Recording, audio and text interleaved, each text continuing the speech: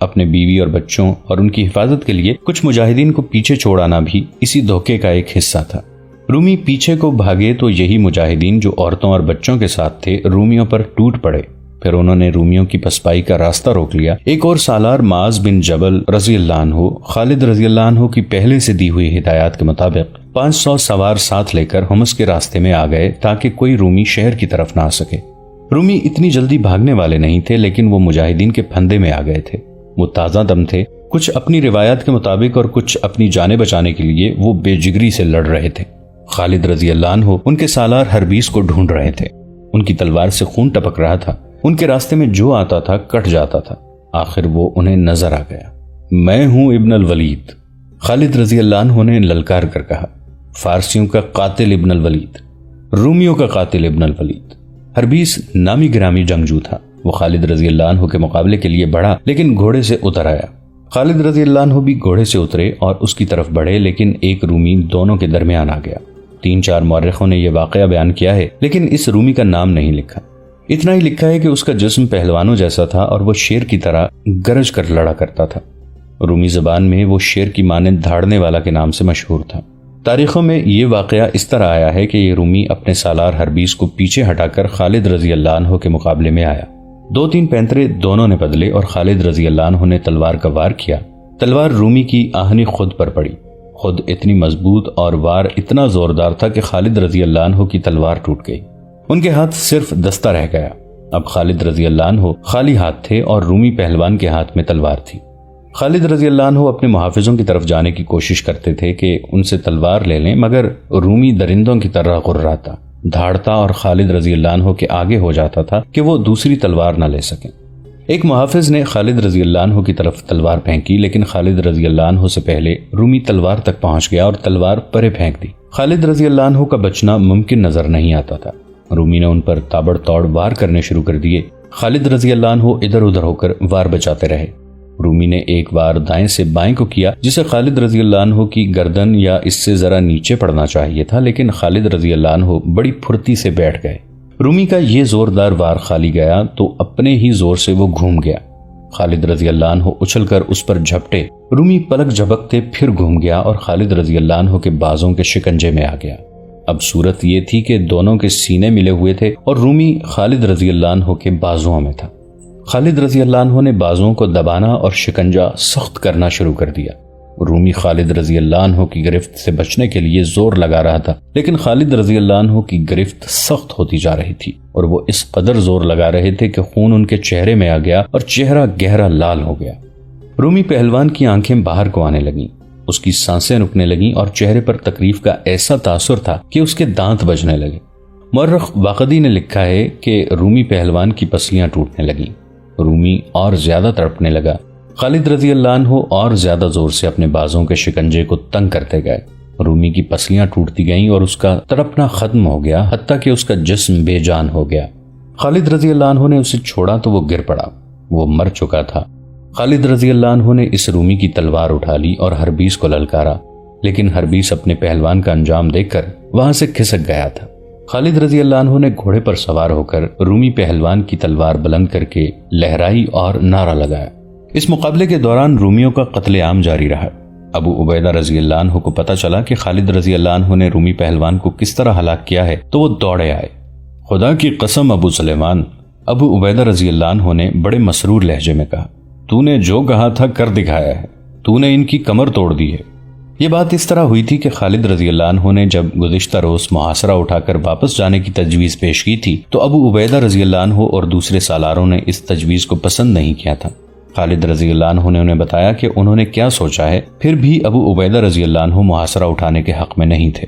تب خالد رضی اللہ عنہ نے کہا تھا، میری تجویز پر عمل کریں، میں ان کی ہڈیاں توڑ دوں گا، ان کی کمر توڑ دوں گا۔ خالد رضی اللہ عنہ نے صرف ایک پہلوان کی نہیں بلکہ رومی فوج کی ہڈیاں توڑ دی تھیں۔ مارچ 636 عیسوی صفر 15 ہجری مسلمان فاتح کی حیثیت سے حمص میں داخل ہوئے۔ حمص پر جو خوف و ہراس طاری تھا وہ اس وقت بھگدڑ اور نفسا نفسی کی صورت اختیار کر گیا جب مسلمان حمص میں داخل ہوئے تھے۔ انہوں نے سنا تو یہی تھا کہ مسلمان شہریوں کو پریشان نہیں کرتے، لیکن جس شہر کی فوج ہتھیار نہ ڈالے اور مسلمان بزور شمشیر شہر کو فتح کریں تو وہ ہر گھر سے مال و اموال اٹھا لیتے ہیں اور عورتوں کو لونڈیاں بنا لیتے ہیں۔ مسلمانوں نے حمص تو بڑی ہی مشکل سے فتح کیا تھا۔ رومیوں نے ہتھیار نہیں ڈالے تھے، بلکہ مسلمانوں نے محاصرہ اٹھایا تو 5000 سوار رومی ان کے تعاقب میں گئے تھے۔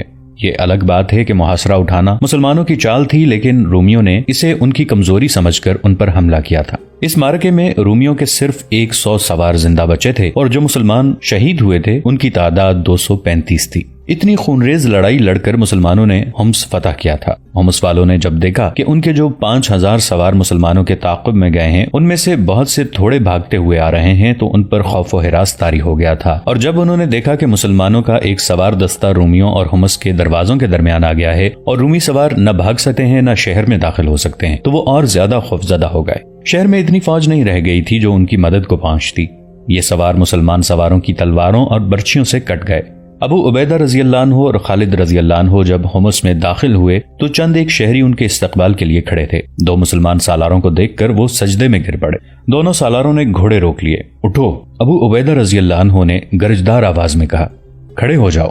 وہ سب سجدے سے اٹھ کر کھڑے ہو گئے۔ ان کے چہروں پر وہ خوف و ہراس اور رحم طلبی کا گہرا تاثر تھا۔ بولو، ابو عبیدہ رضی اللہ عنہ نے پوچھا، اگر تمہاری فوج ہمارے کہنے سے پہلے ہی ہتھیار ڈال دیتی تو تمہیں ہمارے آگے سجدے میں گرنے کی ضرورت نہ پڑتی۔ ہم رحم کے طلبگار ہیں، ایک نے التجا کی۔ وہ رومی فوج تھی جو آپ سے لڑی ہے، ہم رومی نہیں، ہم آپ کا ہر مطالبہ پورا کریں گے۔ ہم صرف یہ بتانے آئے ہیں کہ سجدہ صرف اللہ کے لیے کیا جاتا ہے اور اللہ کے آگے کیا جاتا ہے۔ ابو عبیدہ رضی اللہ عنہ نے کہا، ہم کسی کو اپنا غلام بنانے نہیں آئے۔ ابو عبیدہ رضی اللہ عنہ کے حکم سے حمص کے لوگوں سے صرف 1 دینار فی کس جزیہ لیا گیا اور مسلمانوں کی طرف سے اعلان ہوا کہ کوئی شخص شہر چھوڑ کر نہ جائے۔ شہر کے لوگوں کے جان و مال اور عزت و آبرو کی حفاظت کے ذمہ دار مسلمان ہوں گے۔ اس اعلان نے لوگوں کو حیرت میں ڈال دیا۔ بعض اس مسلمانوں کی ایک چال سمجھے، وہ رات بھر اس خوف سے جاگتے رہے کہ مسلمان رات کو ان کے گھروں پر ٹوٹ پڑیں گے، لیکن رات گزر گئی اور کچھ بھی نہ ہوا۔ رومی شہنشاہ ہرقل حمص سے تقریباً 80 میل دور انطاکیہ میں تھا۔ اسے جب خبر ملی کہ حمص بھی ہاتھ سے نکل گیا ہے تو اس کے ہونٹوں پر ہلکا سا تبسم آ گیا، جیسے وہ اسی خبر کا منتظر تھا۔ اس کے سالار، مشیر اور شاہی خاندان کے افراد جانتے تھے کہ ہرقل کا یہ تبسم موت کی مسکراہٹ ہے اور اس تبسم میں قہر بھرا ہوا ہے۔ کیا تم بتا سکتے ہو کہ عرب کے ان مسلمانوں نے حمص کس طرح لیا ہے؟ ہرقل نے خبر لانے والے سے پوچھا۔ تم سالار تو نہیں، کماندار ہو، جنگ کو سمجھتے ہو، تمہارا نام کیا ہے؟ سب سمجھتا ہوں قیصر روم، خبر لانے والے نے کہا۔ میرا نام سازیرس ہے، ایک جیش کا کماندار ہوں۔ حمص ایک دھوکے نے ہم سے چھینا ہے۔ ہمارے سالاروں کا توقع تھی کہ مسلمان اتنی سردی برداشت نہیں کر سکیں گے اور محاصرہ اٹھا کر چلے جائیں گے۔ انہوں نے سردی کی شدت محاصرے میں گزار دی اور محاصرہ اس وقت اٹھا کر چلے جب سردی کی شدت گزر گئی تھی اور درختوں کی کونپلیں پھوٹنے لگی تھیں، اور ہمارے سالار اس وقت قلعے میں بیٹھے رہے جب دشمن باہر سردی سے ٹھٹر رہا تھا۔ ہرقل نے کہا، ہمارے سالار دشمن پر اس وقت نہ جھپٹے جب سردی نے ان کی رگوں میں خون منجمد کر دیا تھا۔ پھر کیا ہوا؟ قیصر روم، سازیرس نے کہا، وہ جب کوچ کر گئے تو سالار ہربیس نے 5000 سواروں کے ایک دستے کو حکم دیا کہ مسلمانوں کے تعاقب میں جاؤ اور ان میں سے کوئی ایک بھی زندہ نہ رہے۔ ہم ان کے تعاقب میں گئے، جب ان کے قریب پہنچے تو انہوں نے پلٹ کر ہمیں گھیرے میں لے لیا۔ سازیرس نے ہرقل کو تفصیل سے بتایا کہ مسلمانوں نے انہیں کس طرح گھیرے میں لیا اور ان کے سواروں کو تباہ و برباد کر دیا۔ ہمارا سالار ہربیس کہاں ہے؟ ہرقل نے پوچھا۔ کیا وہ زندہ ہیں؟ سازیرس نے کہا، وہ اس وقت وہاں سے نکل گئے تھے جب مسلمانوں کے سالار خالد بن ولید نے ہمارے پہلوان کو اپنے بازوں میں جکڑ لیا تھا اور پہلوان کی آنکھیں باہر آ گئی تھیں۔ کیا ہمارے پہلوان کو خالد ابن الولید نے مار ڈالا ہے؟ ہرقل نے پوچھا۔ سازیرس کچھ دیر ہرقل کے منہ کی طرف دیکھتا رہا، پھر اس نے دائیں بائیں آہستہ آہستہ سر ہلایا۔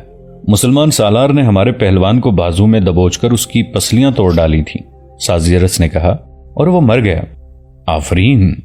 ہرقل کے ہونٹوں سے سرگوشی پھیل گئی۔ یہ طاقت جسم کی نہیں۔ وہ اچانک جیسے بیدار ہو گیا ہو۔ اس نے جاندار آواز میں کہا، میں انہیں کچل دوں گا، انہیں آگے آنے دو۔ اس کی آواز اور زیادہ بلند ہو گئی، انہیں اور آگے آنے دو، اور آگے جہاں سے وہ بھاگ نہیں سکیں گے۔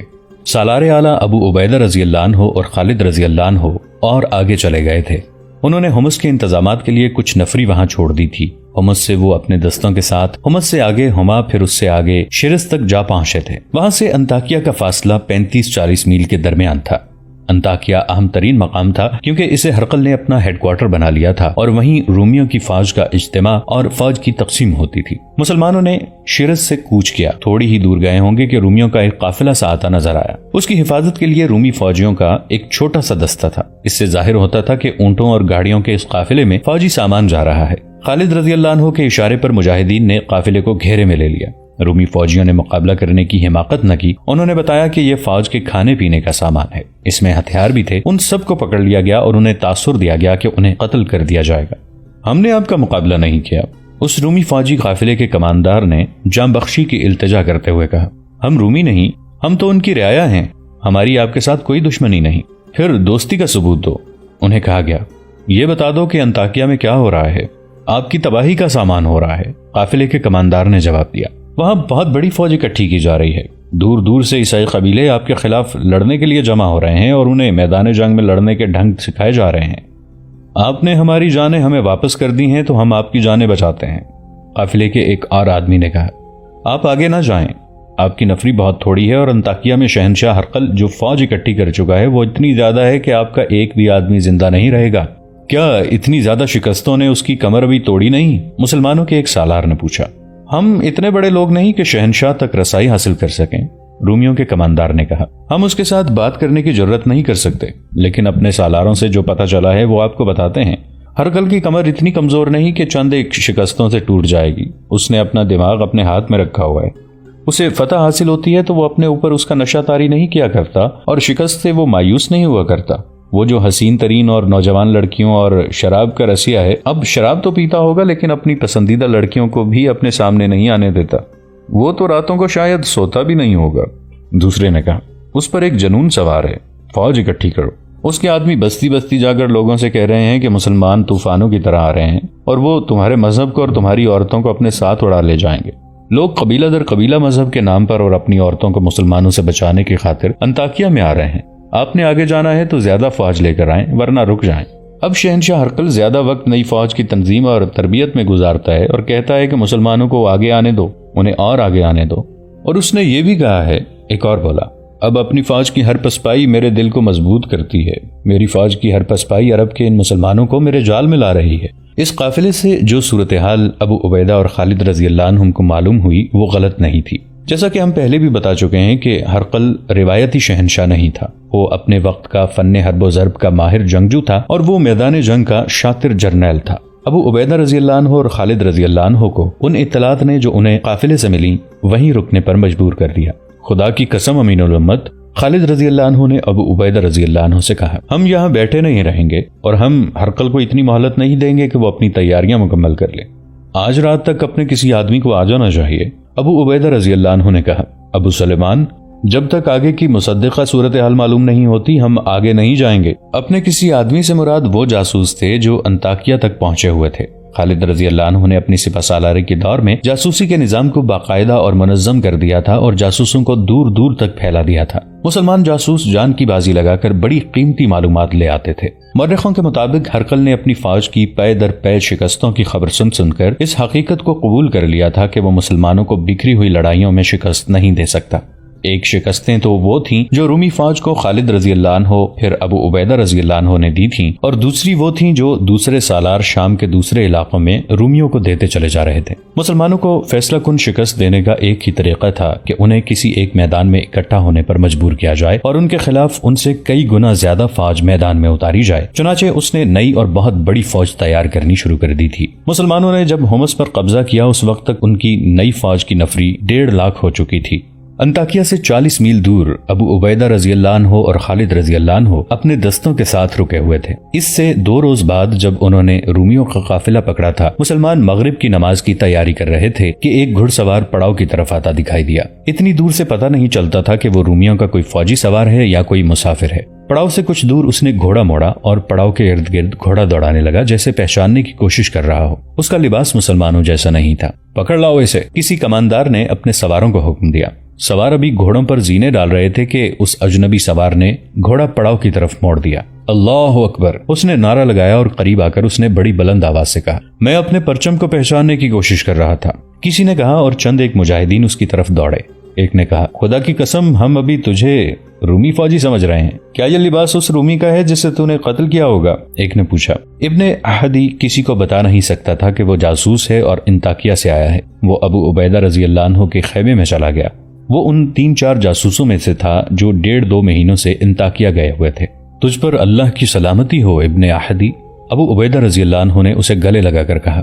ہم انطاکیہ کی خبر کے انتظار میں بیٹھے ہیں۔ ابن احدی نے خالد رضی اللہ عنہ کے ساتھ مصافحہ کیا۔ خالد رضی اللہ عنہ نے بھی اسے گلے لگا لیا۔ کیا خبر لائے ہو؟ خالد رضی اللہ عنہ نے پوچھا۔ سیاہ کالی گھٹا ہے جو انطاکیہ کے افق سے اٹھ رہی ہے، ابن احدی نے عربوں کے مخصوص شاعرانہ انداز میں کہا۔ اس گھٹا سے جو میں برسے گا وہ زمین پر سیلاب بن کر چٹانوں کو بھی بہا لے جائے گا۔ امین الامت اور ابن الولید، اللہ نے تمہیں اشارہ دیا ہے کہ آگے نہ جانا۔ ہمیں یہ اشارہ دشمن کے ایک قافلے نے دیا ہے۔ ابو عبیدہ رضی اللہ عنہ نے کہا، یہ رومیوں کا فوجی قافلہ ہے جسے ہم نے پکڑ لیا ہے، اسے اللہ کا بھیجا ہوا قافلہ سمجھ امین الامت۔ ابن احدی نے کہا، اب پوری بات مجھ سے سن۔ انطاکیہ کے اندر اور باہر لشکر کے سپاہیوں اور گھوڑوں کے سوا کچھ اور نظر نہیں آتا۔ انطاکیہ کے گرد و نواح میں دور دور تک خیموں کا جنگل ہے جو بڑھتا ہی چلا جا رہا ہے۔ ہرقل نے جو منصوبہ بنایا ہے وہ بہت خطرناک ہے، کیا تیری خبر مصدقہ ہو سکتی ہے؟ خالد رضی اللہ عنہ نے پوچھا۔ میں ہرقل کی فوج کے ایک ٹولے کا کماندار ہوں ابو سلیمان، ابن احدی نے مسکراتے ہوئے کہا۔ رومیوں کی اس وقت یہ حالت ہے کہ جو کوئی انطاکیہ کے دروازے پر جا کر کہے کہ فوج میں بھرتی ہونے آیا ہے تو اس کے لیے شہر کے سارے دروازے کھل جاتے ہیں۔